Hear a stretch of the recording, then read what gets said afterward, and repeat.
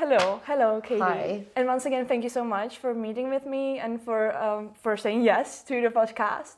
It's really such a pleasure to have you here. Of course, it's a pleasure for me to have you on set with us.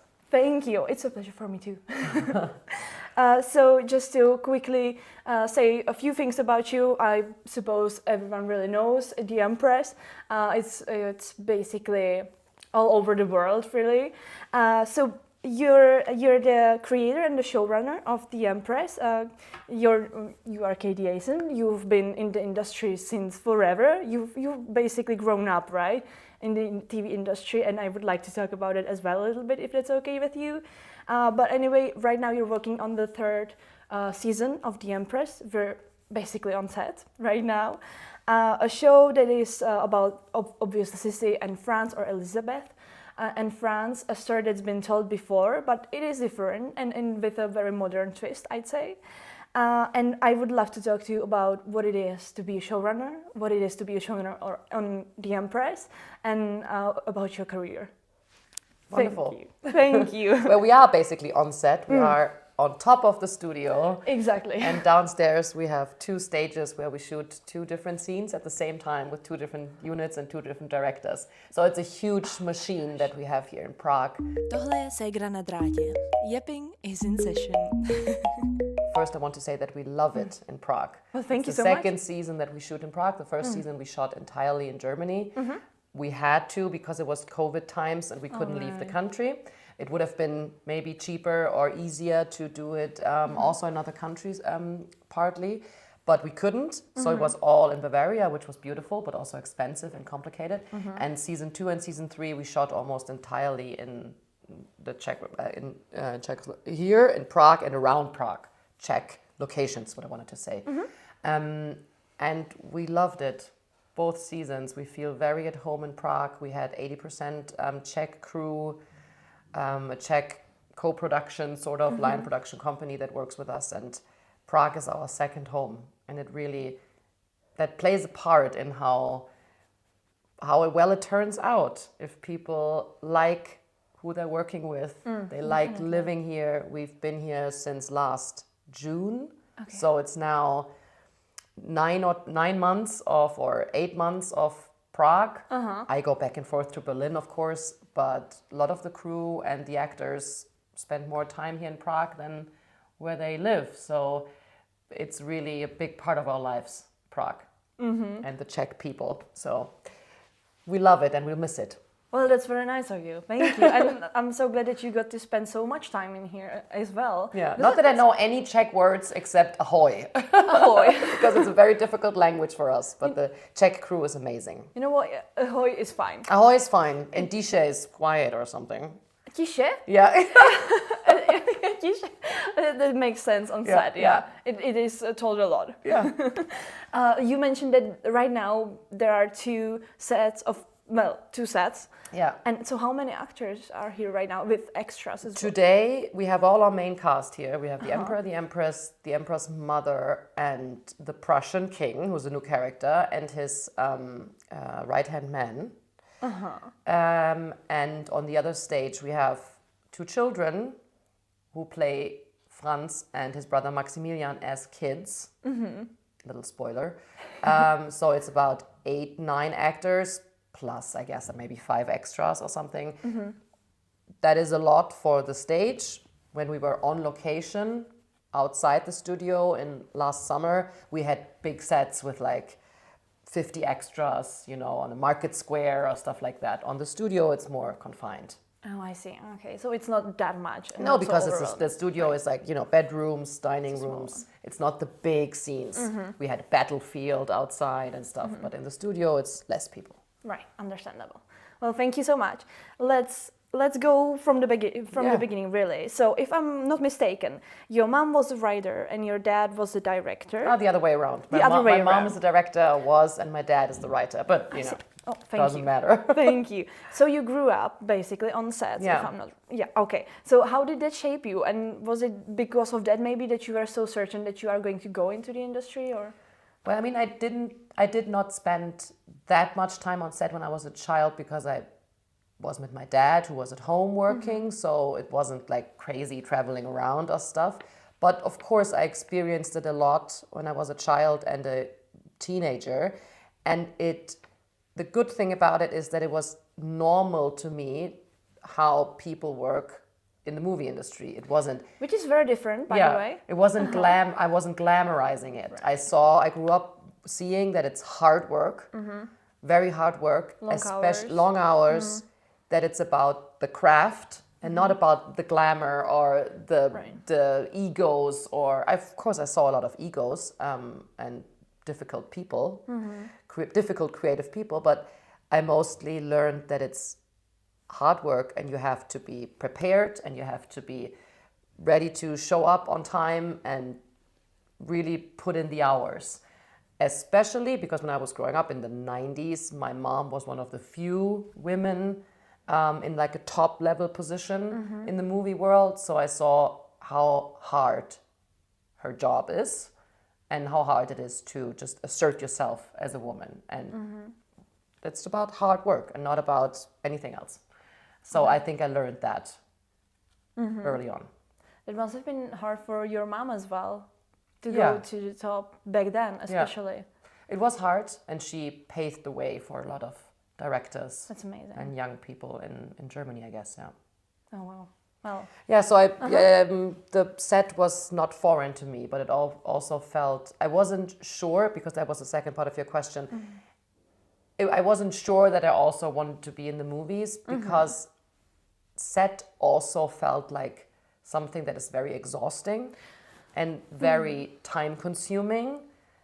And I saw that my mom was not really much at home when I was a child, because when you're on set, you're on set. When you're on location, you're on location. You can't come home at night. So I wasn't sure, or I was pretty sure that I did not want to be on set necessarily, but I love to write. So I've been writing all my life. And then, so now it's both. I see. So ever since you've been really young, you've been writing. Yes. And was it like, well, maybe I'm going to write books, or maybe I'm going to go into the industry, and then it kind of turned out both. I've written a novel also when I was in my 20s, a couple of short stories, and then at the same time I went to film school. And I didn't really know, I just wanted to write, and I thought maybe it's scripts and novels. And then back then, which is like 20 years ago now, when I was in film school, oh God, so long. There were no streaming services yet. Right. There was only the normal television and the cinema. And in Germany, much like in here in your country, I guess, not that many movies or that many shows to write for. So I didn't really know where to fit in, what could be good for me. And then Netflix arrived. So is it very different now with the streaming services? Is it maybe more opportunities for creative people? Yes, I felt so too. Of course, the last 2-3 years were difficult for everybody because recession and the whole global situation and the pandemic before, everything kind of went down. But before that, when Netflix came to Germany and Amazon and now HBO and Disney Plus, there were just more jobs for writers. You could have writers' rooms, you could come up with ideas for shows that are different and not your usual crime show on your normal television. So it was just more opportunities for sure. I see. So you started writing and you became a writer in the TV industry. And then how did you turn from writer to a showrunner? How did you even thought about it? Maybe did you even think about it? Or I didn't know what that was at all. I've written a couple of TV movies, not that many, and 2-3 feature films in Germany. And then I was ready to give up because what I wanted to write is something that is intelligent and profound and psychologically interesting and emotionally compelling, but also for a big audience. I wanted to just make interesting stuff for a lot of people. And in Germany, if I may say so, there was either very stupid commercial films or like the very high-end art house section where we, regularly get nominated for Oscars in Germany. But that's like the very small And you have writer-directors in those. There's not a place for writers per se. It's the auteurs, it's the writer-directors, where the directors write their own stuff. So I didn't know where to fit in when you want to do interesting stuff for a lot of people. And so Netflix came to me because we have very good friends who did the series Dark for Netflix. That's our best friends. And they recommended me to be a good writer. And so I met with Netflix and they offered me a small little show. It's like only a 3-part mini-series to write. That was before The Empress. And they said, but if you write it, you also have to find a production company and find a director. And you have to, that's what we call showrunning. We give this into your hands and you put it together. Okay. You write it and you put it together. Okay. And I was like, what? And so I learned while doing it for that small show. They could not have given this job to me on something like The Empress. Right. They tried it on a small project. Nice. So to see if I can manage, yes. And that was great. And so I found a very nice production company who also had no idea how that works. And we kind of learned it together. And we're still here on this project together. Was it overwhelming when they gave you this project to test you? And But the project is rather small, so I grew with it. Nice. Yeah, I couldn't have not done it with a show like this at all. It was good, to learn. Nice.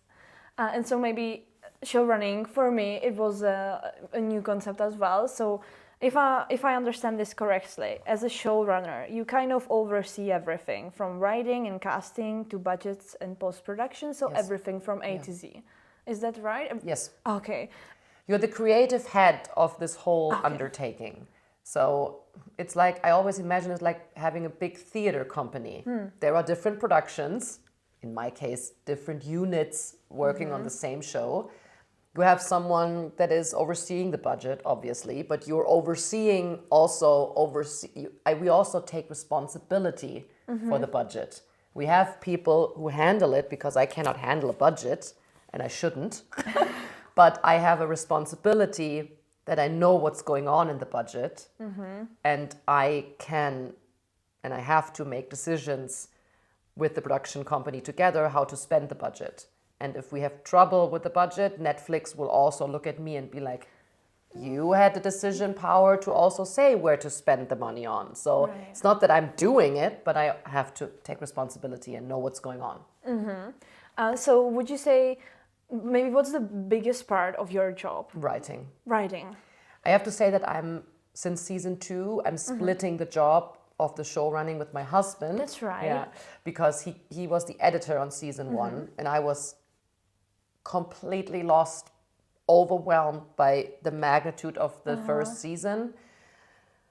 It was just so much, and in the editing room he really saved my ass by holding the whole editing room together, all the episodes together, creating a sense of what the music and the flow and the whole, because a lot of that is created in the editing room. Of course, you cannot make something that has not been shot or written, but you can find a unique style and a flow and a tone in the editing room in itself.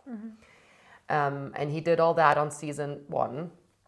And so on season 2, I said, if I am to do another season, I need someone there with me, because writing for me is the biggest job. The whole last year is writing, morning till night. And I don't think you can be a creator or a showrunner without writing. If you're a team, I know other showrunners' teams where at least one has to be the writer. Otherwise, it's weird because that is the essence of the show. Right. If it says created by, that person has to have written it. Okay. So, so I said I want to focus on the writing a lot more, because season 1 I also written everything, but I hardly ever slept because I did all the location scouting and the casting and the talks to direct. Yes, so with the directors always. And I said on season 2, I need to split this job.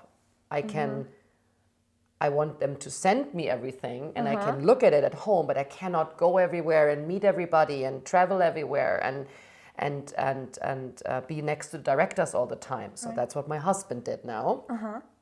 And kind of responsible for the style of the show, locations. What does it look and feel like? Okay. And babysit the directors, which is also you need to do. It's different people. Then one does this, and one wants that. You need to bring them together. Right. So that's what he does, and I could focus on the writing in pre-production a lot more. And then since we are shooting, sometimes he was on set, sometimes I was on set. Now he's taking care of the editing room. I took care of the rehearsals, all the talks with the actors and actresses, because that's about the characters and the script. Quite tightly linked to writing, right? Yeah, of course. The rehearsals are the most important. We do a lot of rehearsals, and I kind of direct the rehearsals a lot, because it's about what is in the script, what is meant to be in the scene, and then the directors take over. I see. Maybe a step back, was it hard for you to ask for help? Because you've done the first season on your own? It's harder for me to... I had to learn how to be a boss more than to ask for help. I never had a hard time asking for help. I love finding people who can do it better, or who can really fulfill their creative space, like great composers, great editors, great costume designers. I love letting them do their thing. I don't have to be controlling everything. Or I don't have a problem telling them to do it and bring their ideas to me. But I had a hard time on season 1 to learn how to make the uncomfortable decisions. Right. And be like, this is not good. This person is not good enough. Or the job that this person is doing is not good enough. Or this person wants this, but I know the show needs something else. Oh, that must be hard. But some people... Yeah, it's leadership. Yeah, you have to do it. Yeah, and sometimes people don't like me, or they don't like my decision, or they will leave the project being like, I would have done another thing. Right. And you have to learn to live with that, because with this is not a democracy. Movie making and making a show is not a democracy. It's well, if it was, nothing would ever get done. No. Yeah. Oh my God. Yeah, that's not something that. Well, I suppose it must be the hardest part. Really saying no to people, maybe even really well. And I know they go home, especially directors or DOPs, and I know they go home being like, I would have done it, and I would have, make a different decision, or that was whatever, harsh, or but that's what you got to do. That was actually one of my questions. Was there a time, maybe especially during the first season, when you were new to the job, but at the same time you kind of were, since this was a bigger project than the last one. Was there ever a time that you were like, well, maybe I'm just not really good at it, and then maybe... For sure. Oh, and did really, I suppose, the feedback from all over the world, did that help? Yeah, but that came later. Yes. That was season 1. I struggled a lot not with the writing so much. The writing was exhausting, and of course writing is always a struggle, but that's my personal struggle. Right. But then once we started shooting, the project just overwhelmed us. Now we know how difficult it is to make a historic period show, how many people are involved, how complex it is to have all these departments. It's so hard. But in season 1, it just crushed over us like a wave, just the magnitude of it. So the first weeks on set, I thought I was not gonna make it, because there was the case of one important person on set who's a very dear human, but we realized that this person could not do what we needed him to do. It was a DOP. And we were faced with the decision after 2 weeks of, do we let him go? And on set, every day that goes by that does not go well is 100,000 euros, 100,000 euros. Expensive. And you cannot stop the shoot. Then if you stop the shoot for 5 days, it's millions. So you have to make quick, hard choices or decisions. And I was struggling a lot to make a decision like that. Can I ask you what a DOP is? Oh, the director of photography. I'm sorry. Thank you. No worries sorry. at all. The director of photography. And those are the two most important people on set, the director and the director of photography. And if that doesn't work out perfectly with each other or the visual, oh, that was hard. And I thought maybe I'm just not cut out for this job. Is that the right choice to let this person go? Should we just keep trying because he's a nice person, or should we make a hard choice?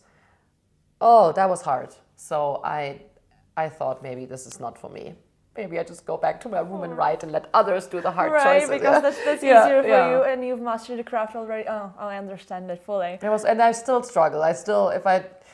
When I talk to my producers and we talk about the whole show, we're like, what was the worst week that week back then? The very first ones. Yeah. Oh. So now it's much better, I suppose, Yes, after winning an Emmy. I mean, wow, by the way, how cool is that? I mean, that's amazing. You are the second show in Germany to ever win an Emmy? Yeah. Wow. Well, of course, the success heals a lot of wounds. I know that a lot of wounds from the season 1 where a lot of people struggled or gave so much of themselves because we were all new to such a big project, such a huge show in Germany, such a big budget. A lot of people gave a lot, including me. And of course, feelings are hurt. You're exhausted. There were fights and conflicts between us and Netflix, between me and the director. Not that bad, but it was exhausting and bad. And I know that the success, the people around the world who loved the show, and then also an award or two, helps heal those wounds. I want to think that maybe those wounds would have also healed if the success had not been that big. But of course it helps. Of course, then we could make peace with each other a lot easier. Understandable. Hugging each other in New York, winning an Emmy helped. Not bad. Yeah, not bad. But it was a labor of love. It's not that it was toxic or bad, but it was just, we gave a lot. Season 1, the director who did the first episode, like our lead director, Katrin, she gave a lot to this show. And we fought a lot, and I'm sorry. But that's just what happens when you care. But you hugged it out after winning an Emmy. We hugged it out at the Emmys, and I'm always happy when I see her. But I know that this was a turning point for both of us. I see. Because showrunning is a new thing, and for the directors, that was also a new thing. Is it a new thing overall in the industry as well? Yes, Netflix and the streaming, they brought the system. Yeah. I see. Well, that's the director not being the boss of everything creatively, that was a new concept. So that must be hard for directors. Of course, it was very hard, very hard. And some can still not work in that system well, and that's fine. And others want to, but it's always a power struggle. On set, I try to not get involved. I'm not talking to the actors when I'm on set, unless we're on the hallway and chatting. But on set, I'm not saying anything except there's a question about the script, or the director and me, we discuss things, of course, behind the screen. But I'm in the shadows. The director's the boss on the floor. Okay, I see. Okay. Thank you so much for explaining that whole. But in the editing room, we're doing what we think is best. And also in rehearsals, right? Yeah, the rehearsals also. So from what I've read, that's a big part of your process, and that's when even the script can get changed, and kind of the actors feel what might be best for the scene. But afterwards, nothing has changed. But that's my personal system. I think other shows are maybe a bit more loose with the scripts. But this show is very much about the scenes and the dialogue. You've seen the show, and it's very much theater because it's rooms with people talking. It's very psychological. Yes. So the scenes and the story does not work if you do not stick to the script, really. So we try to do rehearsals, I think 6 weeks before the shoot. So after that rehearsal, I could still tweak scenes or dialogue from what I took out of the rehearsals. And then we did another 2 weeks of rehearsals right before the shoot, where nothing got changed anymore, but all the scenes were talked through. So no more questions on set. Okay. because I want to save time for the directors to do their job and make the beautiful images, and not have the actors come in every morning and be like, what is the scene? So we got all of that out of the way. That's good, and less expensive, I suppose, than talking half a day. We don't have the actors. time here, Yeah. so that's we have expensive weeks of rehearsals, which is a luxury, and the actors love it, and I love it. And the directors were quiet during the rehearsals, and I was explaining the scenes, and they had all the questions about the characters, and then now the directors do their job, and I'm quiet. I see. So maybe last question about showrunning. If someone wanted to become a showrunner, how would they go about it? Would you have any advice? Well, first, I think you have to be a creative person. I see shows where the producer is the showrunner. Maybe that works, but the good shows that I see have showrunners that come from the creative side. Right. It's either a director who's also a showrunner, or in my case, an editor, a showrunner that used to be an editor, which is very close to writing, or the writer is the showrunner. So if you're not in a creative craft in the movies or in the movie industry or TV industry, it's not for you, I feel. It has to come out of the creative, and the rest is leadership skills. If you have the opportunity, because you have an idea that gets picked up by a TV station for a TV series, then you have to learn to be a leader. Okay. Well, thank you. When you say that you have an idea and you kind of pitch it, you probably pitch it to. Did you? Okay, so you had the idea for this show. I did not. No. So Netflix came to you with Yes. this idea. Well, they didn't come with this idea. They said they want to do a big period drama. Okay. With a female main character. Right. And for the German-speaking audience. So if after 5 minutes, we landed on this character because there are not that many. We're not in the UK where you have tons of queens to choose from. In the German-speaking realm, it's limited. If you want to base it on a historical figure and you want it to be somewhat glamorous and royal, there are not that many. Right. So after a couple of minutes, they were like, well, how about Empress Elizabeth? And I was like, over my dead body. Why not? I was born in the same village as Sissy. No way. On the lake in Bavaria. So it was meant to be. It was actually meant to be. But in every romantic comedy, in the first moment, you're like, no. Right. If it's meant to be. So that's true. I grew up in Munich.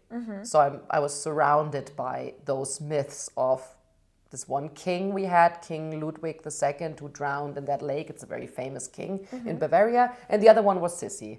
Those are the two things we have in Bavaria and our football club. That one I love. So I was just like, no, I grew up with those, sugary images of her with the sugary white dress, and then the old movies from the 50s that are very difficult for us to watch because they come from a time where it was very, history was trying, rewriting history kind of era when everyone, everything was great at the palace and there were no bad people and Germany has never been to war. It was meant to make people feel good. Has nothing to do with the truth of of the time and what that monarchy of the Habsburg monarchy, actually also the bad and dark sides of them. They also diminished Elizabeth too. She was just a cute girl. Exactly. Her mother-in-law was evil. She wanted to be thin. Exactly. And Franz was a boring man. No, that's told. And there were no wars and there were nothing. Yeah. So that is the image I grew up with, and I did not want to have a part of it. And I went away from that meeting with Netflix, and then I woke up in the middle of the night kind of thing, and I thought, oh, maybe we have to do it. Because I thought about all the other characters around her that could be That's so true. great and could show the dark sides of or all of that. Of the atmosphere. Sorry. No. No. Sorry. I'm Well, sorry. well.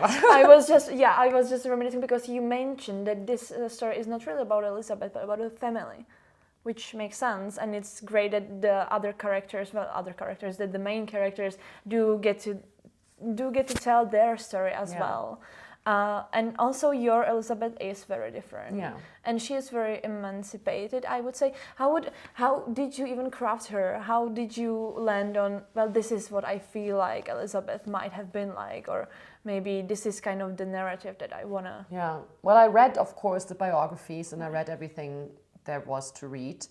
And then I decided that to not stay away from what is written about her, not like dismiss it, but try to find something in that character that is ambiguous and also difficult and a bit resistant and resilient and also borderline and melancholic sometimes. That's all in the historic truth, obviously. And I took all that and tried to craft that into a character which was not easy, that still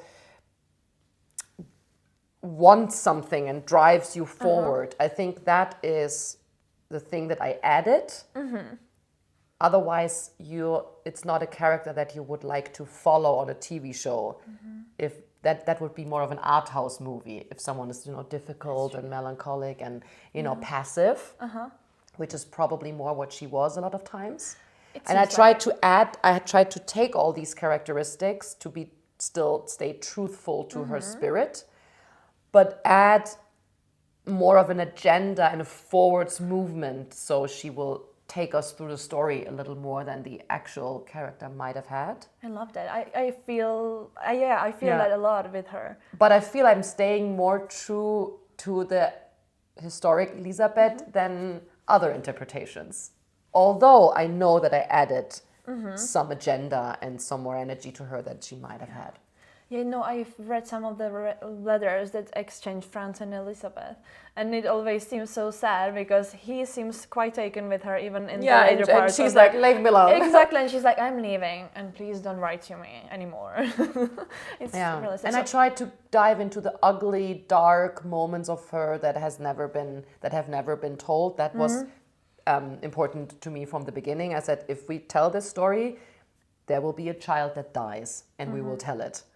So I think that was also a big difference to the other movies or shows that have been made about her, that we did not shy away from the very dark moments in her life. That's true. But at the same time, you feel the love throughout the series as well.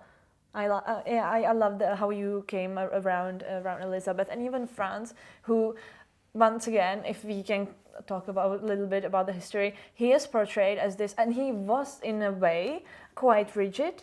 He had the rules that he grew up with. He followed them truthfully until the end. It was an absolute monarchy, absolute power. He ruled with force, and I made him out to be a little more conflicted and more conflicted and soft maybe than other views on him.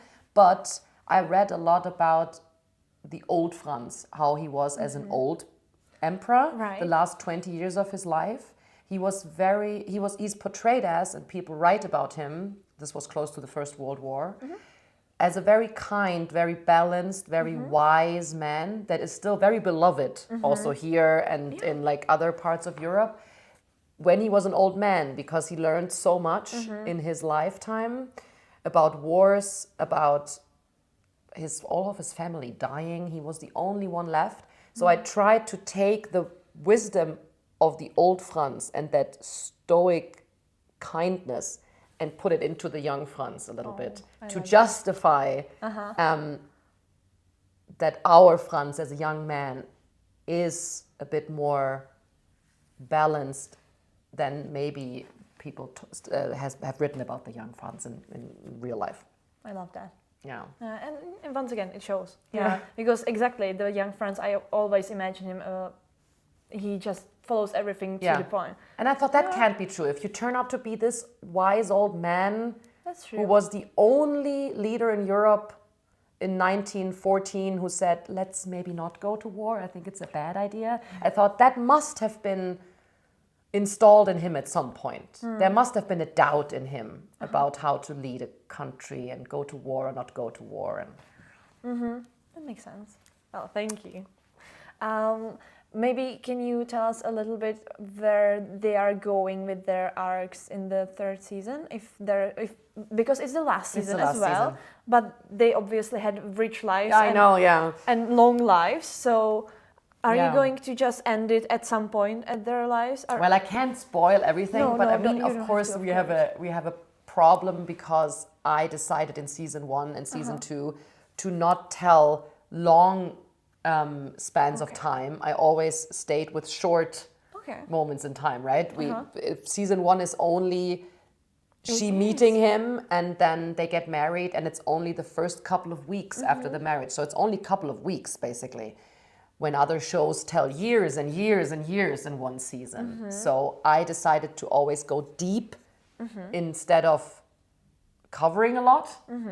And season 2 is, I think, the span of 2 years because she had the children very close to one another.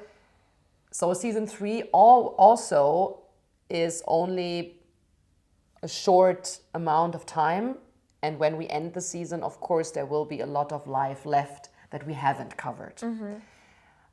But, and I can't spoil, there is a little look into the future maybe. So we try to round it up without telling the last third of her life, because that would have meant, like The Crown did, to cast a new actress. You know, we cannot have a 25-year-old play. I had it. So we would have had to recast or have half the season with like an old Elizabeth with like the makeup.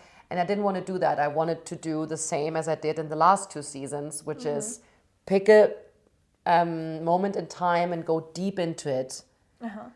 And there is still some life of her that we will not have been told. Well, thank you for sharing this. Great. One more thing, maybe, if I may.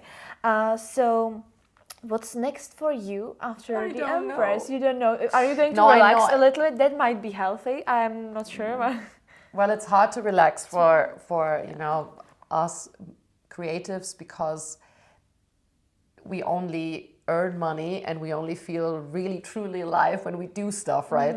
So I definitely try to find moments of relaxation this year because the last years were crazy and exhausting. But I also, me and my producers, and we are thinking about what could be next. And there are some ideas. Nice. So I hope that we will manage to make another show. I know this show was such a blessing. I know it was hard work, as I told before, a lot of long nights and long hours and conflicts and heartache, but we also got so much love back. And that isn't, we can't take that for granted. It was it's a good show, but it's also, we got a little lucky maybe with how people responded and how much love we got from all over the world. I don't think that this can be easily repeated. So I'm trying to be grateful at the moment. Oh, that's understandable, but just so you know, from a fan point of view, when I've seen it, I was like, this is amazing. Who's your favorite character? Probably Franz. Really? Probably, cool. Yeah, because I love how you did him differently. Yeah. When you explain it, it makes so much sense that you kind of took something from his older self. Yeah, I loved it. And from his younger self last time, as you know, last season there was a little flashback. That's true. So yeah, maybe him. But it's really hard to choose because even those ones, like the Emperor's mother, right? She's tough, but she's so well played. Yeah. It's hard to choose. But anyway, I love the art behind it as well. I don't much know about the directors and how do they editors, but I just loved how edited it was. The atmosphere I love it. So I am not that surprised that people love it. Thank you so much. And because the main theme of your podcast, yes. I always said that this show is not about the love story between Elisabeth and Franz. It's about female leadership. It's about what makes a good leader. The theme of our show is what makes a good leader. Is it the romantic who can lead the best, who is Elisabeth, who leads from the heart, but that is sometimes naive and does not bring you, sometimes not bring the right decisions, right. You know? Are you leading from the head like Sophie does, who's a cynic, who says it is what it is, some people are good, some people are bad, some people just need to be led and told what to do, or Franz, who's kind of in between, who's the stoic. Actually, Sophie leads from the gut and Franz leads from the head. He tries to figure it all out and think about stuff and from his conscience make the right decision that is balanced. And so it's about these three poles of leadership. So the whole show is about what makes a good leader, and mainly between those two women. That's very profound. It's not that profound. It's just quite profound. No, I think this is what made the show successful. Of course, people watched because Franz and Elisabeth have a compelling love story, but underneath it is about what kind of leader do we need in a troubled, difficult world. Nice.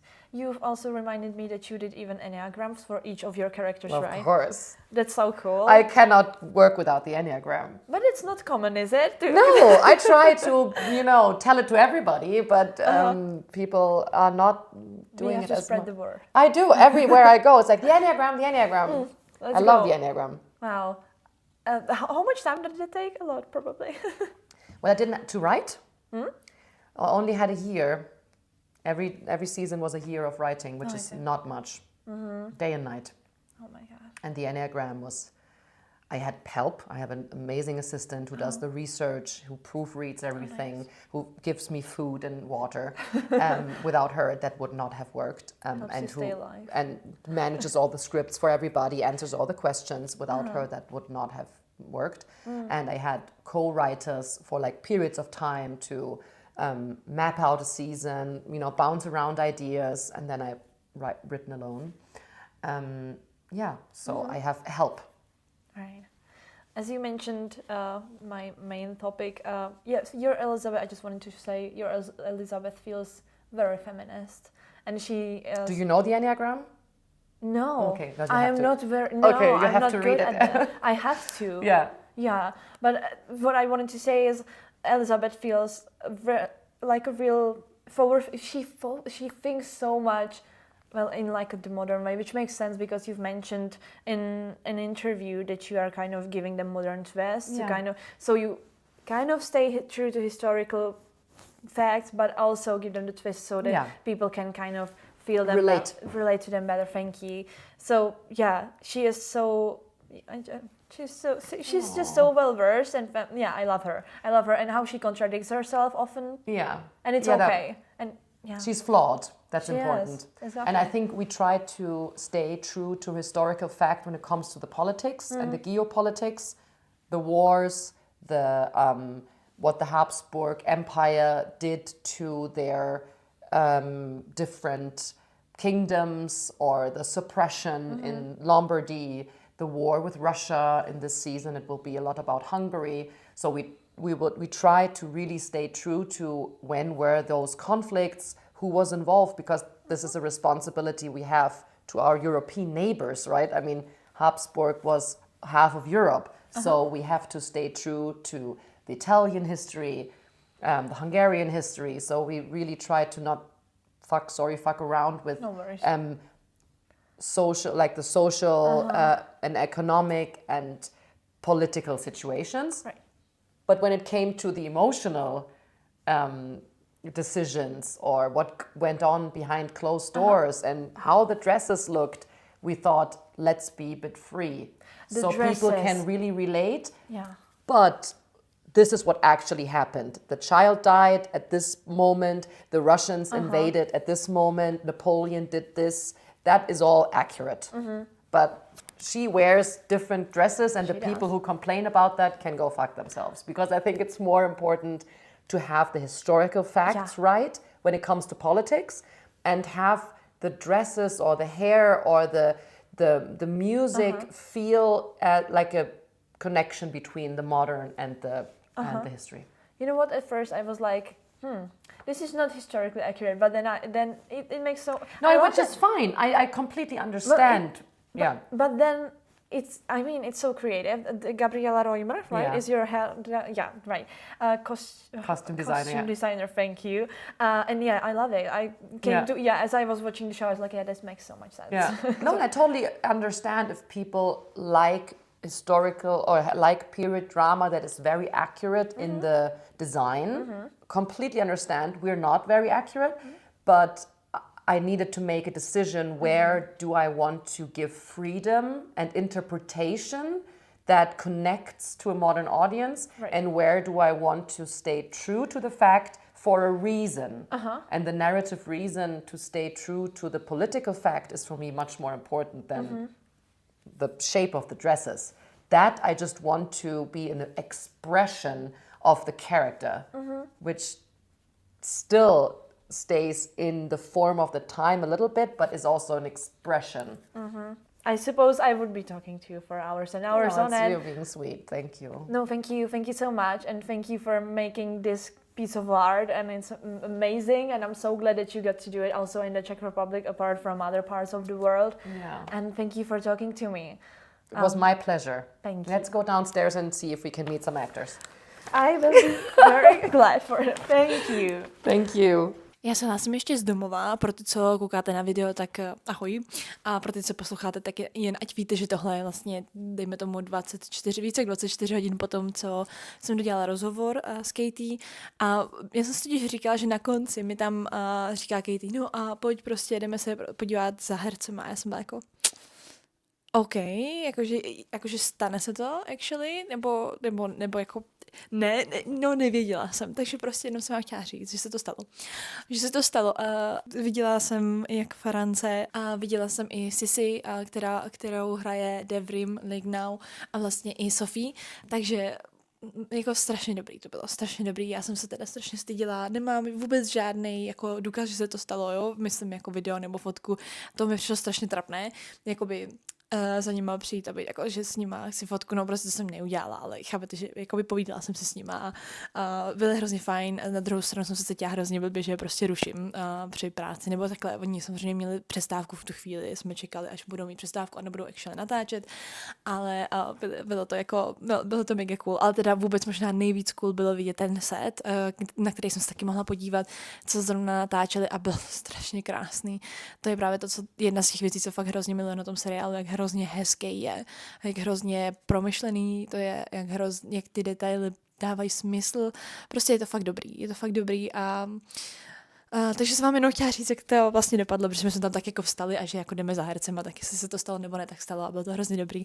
A Katie byla strašně hodná a vstřícná, vlastně, že mi to tam ukázala.